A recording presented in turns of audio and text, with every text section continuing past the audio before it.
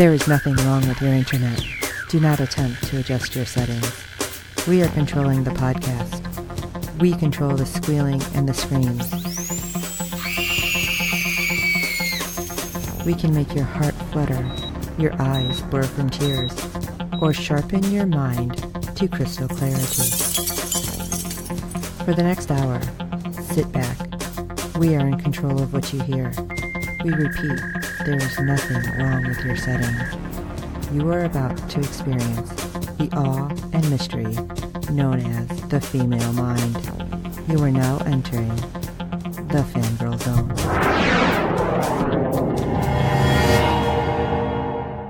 Welcome to SyFy Talk on the Fangirl Zone, a podcast where we discuss shows on the USA and SyFy channel. I'm Steve.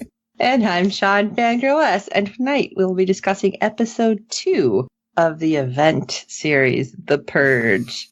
Okay, so again, not something to watch when you're getting real pissy about people at work. No. I'm just throwing that out there. No. Because every time I watch an episode, we get some new policy come down, and I'm like, this would be really great to have this for real right now. So sometimes I wonder, and you know what? Not even everything. Just give me a day. I don't have to kill somebody. Give me a day that I can say anything I want. Right. Retail purge.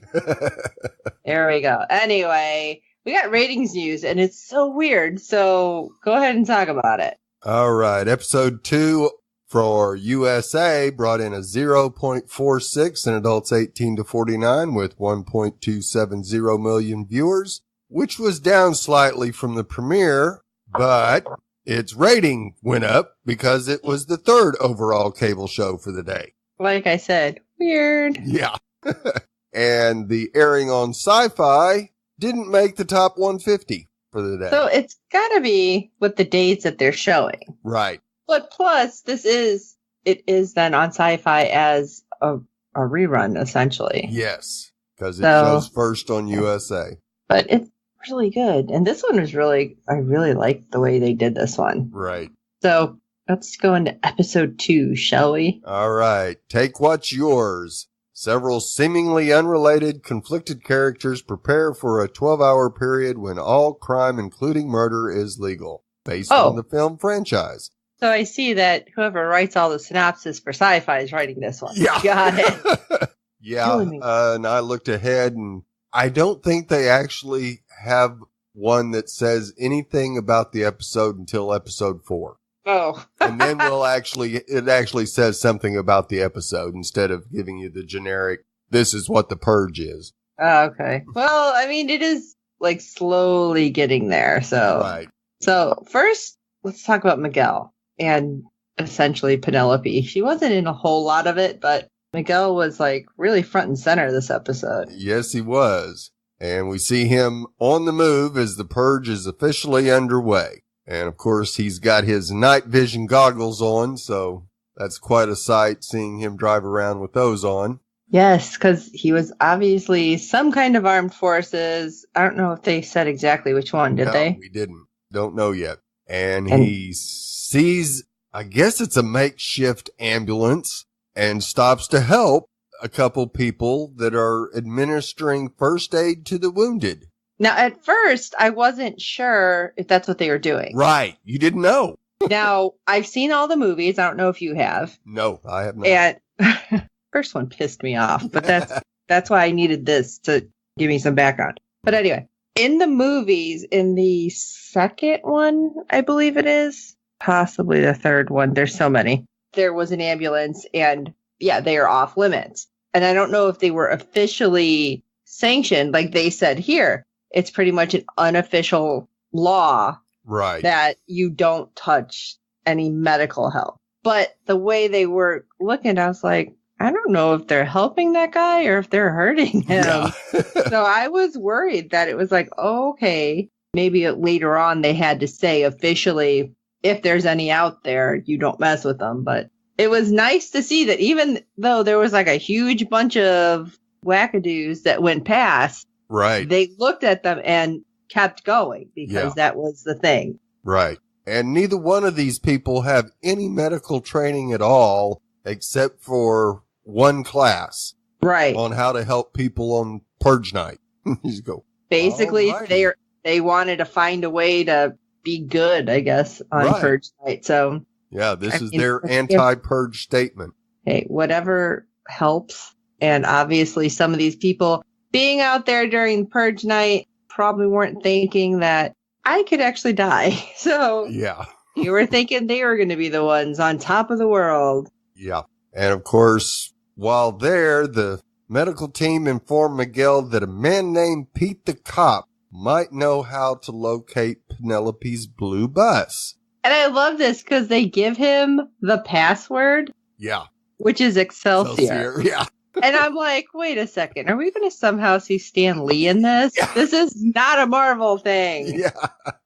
But I really thought, like, he's going to end up wherever Pete the cop was and, like, he was going to be the doorman or something. Right. I seriously thought that was going to happen. It didn't. Spoiler alert. But yeah, there was a little bit of that thought in the back of my mind before he got there. That's for sure. I was kind of hoping. Now, of course, after he leaves the medical team, he is soon stopped by a group of men with weapons and guns. I was thinking that it was whoever he was looking for originally found him. Right. You know, like the guy with the drug guy. Yeah. I was like, oh, crap. But no, whole different thing happening here. Yeah. They take him prisoner and make him run the Gauntlet, a television show where one unlucky person has to run through an alley while avoiding gunshots, knife-wielding purgers, and saw blades. Right. I mean, this is pretty extravagant. Yeah. Like, this was obviously not done in one night. These people were doing this for a while, like making this, because they push him into this one room. They're basically chase him into a building. Yeah. And like the stairs go flat. They're not stairs. It's like a slide. I'm like, okay, that's not something you're just going to come up with really quick. Right. And then the saw blade thing and the people coming down from the ceiling. I'm like, this takes a lot of planning. Right. That's kind of messed up. Yeah. And it's being put on by some used car salesman. Yes. But at the same time, we see that the rich people that Rick and Jenna are hanging with are watching this. So it makes me wonder how many of them have funneled some money into this event. Oh, absolutely. There's no doubt in my mind that our good old group is funding this event. Gives them some entertainment for the night. Pretty messed up. Yes, it is. And nobody can volunteer for this. No. They have to be caught. Yeah. So an unsuspecting person, great. That's crazy. But yes, Miguel is able to overcome because of his military background. I mean, he even took, wasn't it an arrow into the shoulder or something? Yeah. And then he turned around and used that arrow. It's like, yeah, that's what you get. Maybe you guys better pay more attention to who you pull off the street. Right? You saw the frickin' night vision goggles in the front seat. You probably should have turned around and said, we'll pass on this guy. Right. But of course, by completing the gauntlet, Miguel wins a car. Sweet, probably 1973-ish. I was gonna say, I can't remember the exact one. But it was sweet. Yes. Muscle car deluxe. Oh, yes. I would have thought he would have at least grabbed his night vision goggles and his vest again. Right. Like, give me my crap back and the car. Yeah. Like, you can keep my POS. You know? Yeah, exactly. And yeah, off he pops to try to find his sister. Yeah. It's just like, wow. Okay. You at least in the other car were a little undercover. Right. There is no way in this cherry red, amazing looking car, you're not going to be seen. That's right. It's going to draw all kinds of attention towards you. Right. Any cuckoo on the street is going to see that and say, I want it. But you know what? Kind of had my wheels going. The one guy said, Purge night ain't over. There's a long way to go. I'm like, I wonder if they did something to the car. Right. That's me. I'm thinking, oh, they're going to track it somehow, or at like last minute, it's going to blow up or something. Like, that would be so sucky because that car was beautiful. But still, yeah. I mean, I don't know, this guy was ticked. He didn't think anybody was going to get through his gauntlet. Right. And most people didn't even make it past the starting line. Yeah. So, of course, he drives to the location that they gave him for Pete the Cop, and he gets in with the Excelsior password, finally meets Pete, and Pete really doesn't want anything to do with him. Now, do you really think that's Pete? Because I really feel like Pete's the guy who talked to him first. Not the bouncer, first guy inside. Right. The older guy. Yeah. I kind of felt that way too. And the guy he introduced him to as Pete really wasn't Pete, but. Right. Like that's his cover, kind of. Yeah. Yeah. But we'll see. I guess we'll find out soon. Right. So we head over to the blue bus. Oh my gosh. And this is so. Yeah. And after all of the followers watched the first guy just get hacked to pieces, it seems like some of the members are starting to have some second thoughts. Well, okay. I'm going to say this because I'm really, really hoping I'm wrong. But it seems like the leader Yes. seems to have, I don't know, a setup with some of these people. Like they told her what they were looking for. Yep. Because the girl who decided to change her mind, which is Penelope's friend, what's her name? Melissa? Right. Who starts freaking out when she's quote unquote chosen. And we learned last episode, just by what Penelope said, you know, your father can't touch you anymore. He can't hurt you. Right. And I'm thinking, okay, so she had to be molested. Yep. And then the people that the leader essentially had her dragged off and given to seemed, well, super creepy in the present masks. And they had just golf clubs. Right. And it just gave me a weird, creepy vibe. Like they're going to do horrible sexual things to her and then maybe kill her. Right. And so, like, she's like, oh, no. Melissa was chosen. You know, she was chosen because Penelope's like, no, I will offer myself up because I'm ready. And she's like, no. So I just had that weird feeling. I mean, did you get that at all? Oh, absolutely. Yeah. With Penelope volunteering and then the lady saying, no, Melissa was chosen. It gave me the vibe that, yeah, she's making money off of this. Yeah. Like, oh, Big who's the time most money. broken and how are they broken and how can we feed these people's crazy, basically? Yep. But yeah, when you freak out, you don't want to go and a big dude's going to carry your butt right off that bus. Right then, I'm like, uh-oh. Yeah. I mean, it's bad enough what's happening. But yes, the leader's like, no. It has to be her. It's like, what? Yeah. I thought the whole point was just, all right, we are letting ourselves be killed. What difference does it make? Right.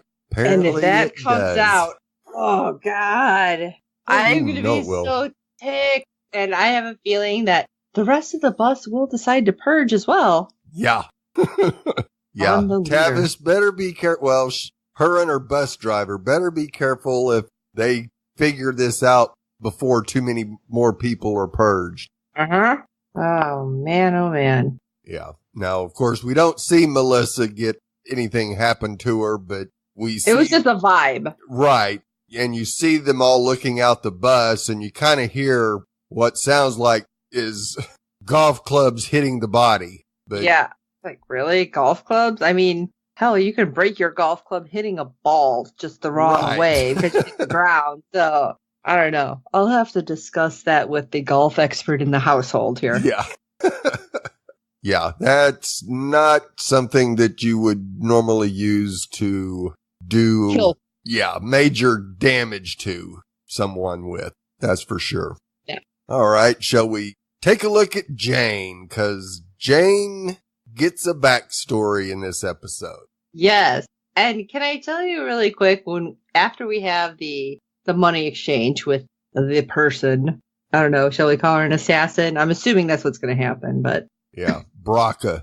Yeah, they have their little exchange and she goes out the door. And right then when Jane closes it, so it locks, some masked purger, like up against the window and he's like, ah! I was like, holy crap. I'm like, oh, Jane's done really quick. Okay. Yeah. so happy that the door locked. And of course, her assassin takes him out immediately. And you get to see the nice blood splat on the window there. Yeah. Like, oh, okay. She can take care of herself, obviously. I'm wondering if that was the crazy guy who was sharpening the hatchet or whatever. Yeah.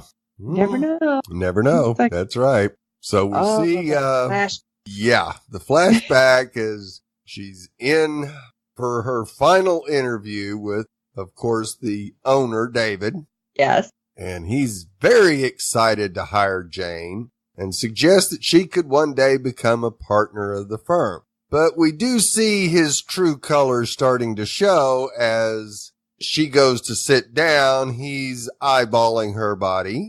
Yeah. And at first I'm thinking, oh, okay, kind of nice guy. And then I'm like, oh, Yeah. I'm going to make him creepy. And then we see another employee come in and get a hug from the boss, which isn't just your good job pat on the back type. No. It was like a full body hug. Yeah.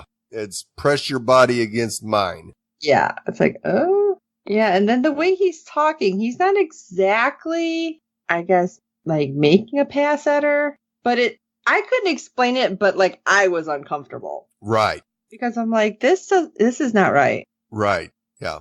Because a little later on, he attempts to make an advance on her as she sits on the couch. He comes and sits on the couch and kind of puts his hand on her shoulder, and she flat takes it off. Yeah, and it was just like, I was just thinking like, I'm not comfortable with like anybody thinking anything, because there was the other employee and it's all glass. So it's right. Like anybody can see anything and think anything. When they're just talking about partner, I can totally get that. Right. It's like, no. I don't want somebody thinking that I didn't get this by everything I do. Right. And then later, it's like, oh, okay. It kind of comes full circle, because suddenly David's like, oh, Jane, I need you to finish working. Because it's like, oh, we're all going to the party, but not you. Right. And you're not going to be partner. Although he didn't say that.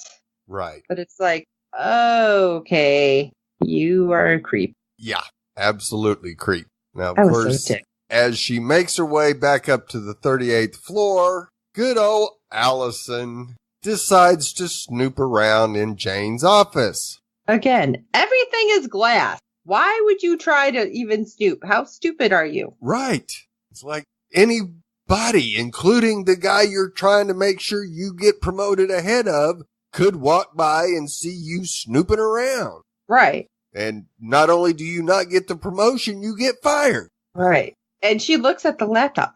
I don't know what you think you're going to find, but it freaked her out. So it really makes me wonder what she's seen. Now, I don't think Jane would just have her like plan on there. You would think not.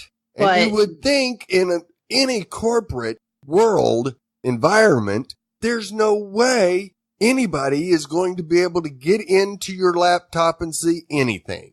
Right. You like leave your desk, protected, it is locked up. You put it in lockdown, and only you have the password, and that's the end of that. But what I am wondering, and that I'm thinking it could be, because the assassin had said, you have the link, right? You can watch my progress. Right. So maybe it was just like the live feed. Yeah, it could be. And whatever's happening out there. And that's what freaked her out. Like thinking, oh my God, I didn't think Jane was the type of person who would even watch anything like this. Right. I'm hoping it's something like that, and not like stupidly having the plans like, here's David's address. Go here and kill him. And then like a really bad drawing of like his head being cut off or something. It's like, that would be dumb. Right. But of course, when Jane gets back to her office, Allison hints that it's okay to purge, and sometimes it's a necessary action. And she's just trying to get Jane to admit to it. Right. And Jane's just looking at her like, what are you talking about? Right. And then when she mentions David, I'm like, is she really that dumb to have something like that on her laptop? Right. And is Allison really that dumb? Because even though the 38th floor is protected, There was a freaking balcony, okay? Guess what's not protected? Yeah. It's going to put you on an elevator and be like, go ahead, good luck. Yeah. And then we get a couple more flashbacks where Jane meets Baraka in a park where Baraka is working out. And I'm the person from the email. Oh, yeah, right. Okay. It's like, oh, okay. Although it was really interesting because, of course, she says there's no turning back. But she also says they never expect a woman. Right. I'm like, oh, that's true. Yeah. And she looked like she could be military as well. Oh, I definitely think she was military. Right. And of course, a little later on, we see them walking down the hall. And of course, Jane is just unloading everything. Right. I love it. She's like, save it for your therapist, lady. That's right. I don't need to know. Don't care. Want to know. Don't want to hear it. Now, we've seen that scene in the previews. And I was thinking she was just talking to like a friend of hers. It's like, Right. Okay, now we see that's not the case. But Yeah. So, yeah, very interesting flashback to see what has driven Jane to this point. yes. Because, of course, when we first met her in episode 1 with her mom in the hospital, you don't get that vibe from her at all. No, you don't. And even most halfway through it, you still don't get the idea that she's planning something. So, but at least now we know what it is and why she is after her boss. And it's hard not to blame her. No, I agree. Okay, shall we check in with Rick and Jenna? Oh my gosh. I'm still like confused with what's happening because like with this group, Right? it's like a snail's pace. Yeah. Well, we do get to see them watching the gauntlet. Yes. So that was some of the night's entertainment. Now, of course, with Rick and Jenna seeing Lila there, they kind of go in hide mode, trying to do everything they can to avoid eye contact with her, at least at first, until she finally catches up with them to where they don't have a place to run and hide. Right. Assures Okay, I them guess I'm that stuck. everything is peachy and she's happy to move on. Yeah, that's not what her actions show, that's for sure. 'Cause- Yeah, it was kind of weird. Like I couldn't quite gauge her attitude. Right. Well, and once we see the veiled threats that she uses, suggesting that perhaps her father wouldn't be so supportive of him and his cause if he knew the full truth. You go, ooh, we'll play dirty, huh? Right. That's what it felt like. Yeah. And then she turns around and she's totally different than when she sees Jenna later. Yeah. So, of course, Rick is called over by Mr. Stanton so they can discuss business. And you kind of go, yeah, not feeling this. I mean, yeah, she could say that, yeah, I put in the good word for you, but it just might not be the word that you need to hear. Right. It's like, oh, great.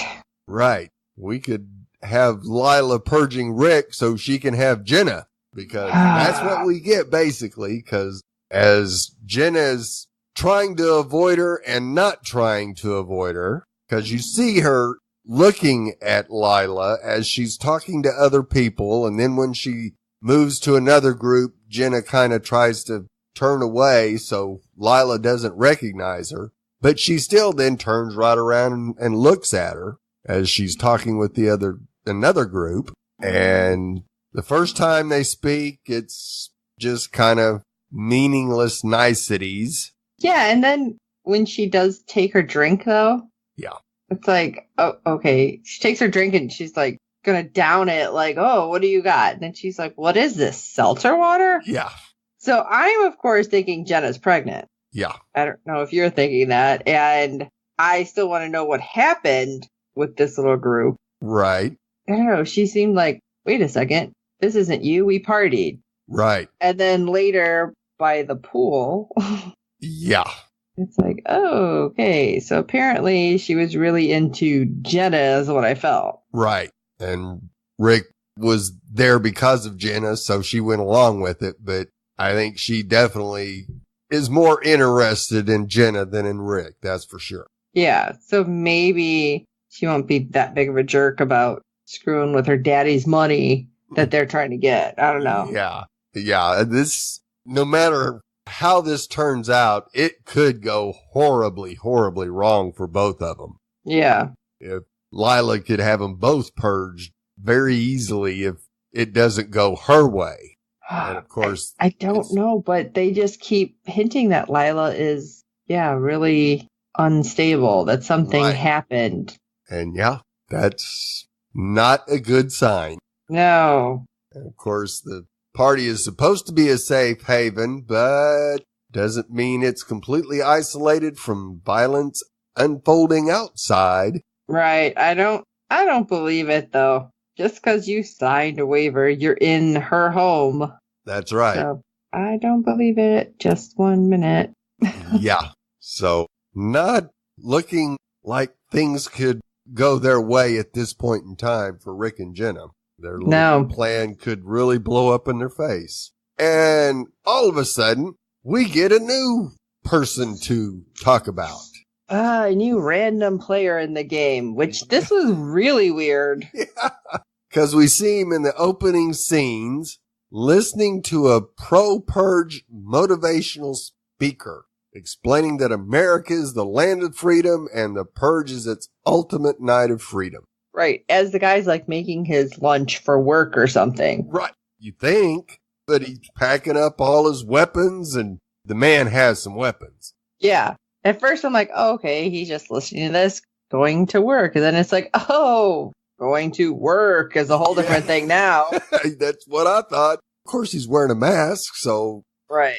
I mean, I guess you could, it's not quite a welder's mask, but it looks like he probably welded it to make it, so. He did something. I don't know. At least it wasn't Leatherface, so, that was good. Yeah, that's true. Very true. But when we see him driving, he had like an app on his phone that looked like it had a map. Right. And I'm like, oh my gosh, he's going to go after some random woman, or, I mean, he may know the woman, but I was like, oh my gosh. Right. This is creepy. And that's all we get out of it. It's like, what? Come on. No, when he stopped, because he's seen those other people like break into a house. Right. He almost seemed like upset that he had to stop what he was doing. Because next thing we know, we see him like, big sigh, get out of the car, walk towards these people. So I'm like, okay, so is he kind of crazy? Like he's going to this woman's house and he's going to do horrible things to her. But, I need to save my neighbor over here who has somebody breaking in. Right. It's like, I'm not sure at all, but this was just weird. Yeah, they left him very ambiguous, to say the least. You get the feel that, he's definitely one of the Purge loonies, and yet at the same time, could he be trying to do something good? Like the ambulance people. So. I mean, for all we know, this woman whose picture is on his map. Right. She could be in a horribly abusive relationship. Maybe he's going to go take care of the abuser. I mean, we don't know. Right. Anything's possible really at this time. Funky. Yeah, exactly. Yeah, this could go anyway. Yeah. This being a thing, yeah. So it's weird. But what do you guys all think about the Purge so far? And would you agree with me that a retail purge would be a good thing? One day you just get to say whatever the hell you want. Oh, that would be so nice. Shoot us an email at SyFyTalk@fangirlzone.com. Let us know what you think. And while you're at it, check out the website. And it tells you all the ways to find us. So that's www.fangirlzone.com. Because you can just go on the contact page and you can shoot us emails and Twitter and messages just everywhere. It's so much easier. And while you're at it and sending us all this awesome feedback, if you wouldn't mind to rate review us on iTunes and all the other platforms you're finding us on, because good ratings and reviews help other fans of the show find us. Tell your friends about the show. If you like the movies, I think you'll really like this. And Steve's never even watched the movies, you just said. That's right. And he's getting into this. So I feel like it's almost like the way you need to watch it. But for this episode of SyFy Talk, I am Sean Fangirl S. And I'm Steve. The Purge is America. So be an American and purge. And until next time.